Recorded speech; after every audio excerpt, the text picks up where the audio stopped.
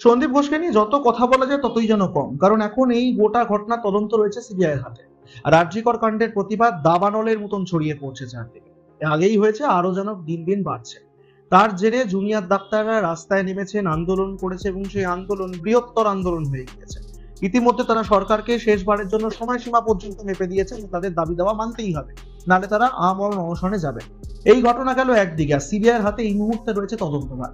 আর CBI ধীরে ধীরে যে তদন্তের দিকে এগোচ্ছে, আমি কিছু কিছু পোর্টালে দেখছিলাম, সেখানে লেখা রয়েছে যে এই সন্দীপ ঘোষ তিনি এতটাই বড় অভিযুক্ত এবং এতটাই তার হাত যে এই ঘটনার মাস্টার মাইন্ড তাকেও বলা যায়। যদিও এই ঘটনার আরেকটা দিক যেটা উঠে আসছে তা হলো যে 4 জন হয়তো জড়িত ছিল এই ঘটনার সঙ্গে, যেমনটা সিবিআই সূত্রে খবর, কিন্তু তারা 4 জন যে কারা সেটা এখনো পর্যন্ত স্পষ্ট নয়। কিন্তু সন্দীপ ঘোষ তিনি সামনে এসছেন, সন্দীপ ঘোষকে হাতে পেয়েছে সিবিআই।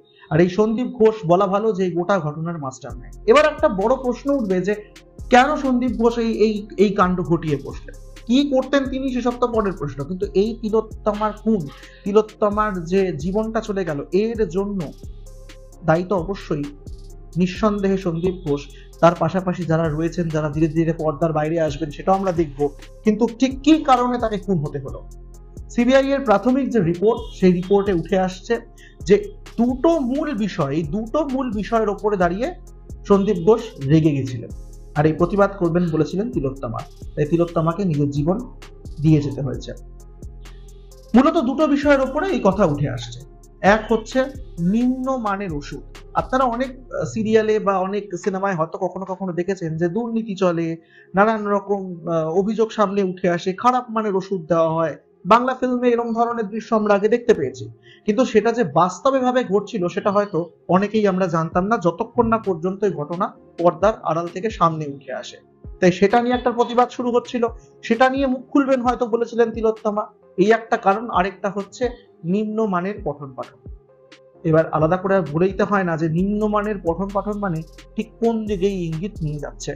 ফলে সব মিলিয়ে এই নিম্নমানের ওষুধ এবং নিম্নমানের পঠন পাঠন, রোগীরা যারা সেখানে চিকিৎসা করাতে আসছে, সেই চিকিৎসা করাতে এসে তারা যদি ওষুধটাই ভালো মতো না পান, তাহলে তাদের আশাই মিথ্যা। আর তার সঙ্গেই আরেকটা বড় মেজর পয়েন্ট যেটা উঠে আসছে, সেটা হচ্ছে যে ঠকানো। সাধারণ মানুষ ঠকছিল। হ্যাঁ, এটা নিম্নমানের ওষুধ যেরকম একদিকে ঠকানোর বিষয় হতে পারে, ঠিক তেমন ভাবে যদি পঠন পাঠনে গাফিলতি থেকে থাকে, পঠন পাঠনে ভুল হয়ে থাকে, তাহলে যারা ভবিষ্যতের ডাক্তার, তাহলে তারা কি চিকিৎসা করবে?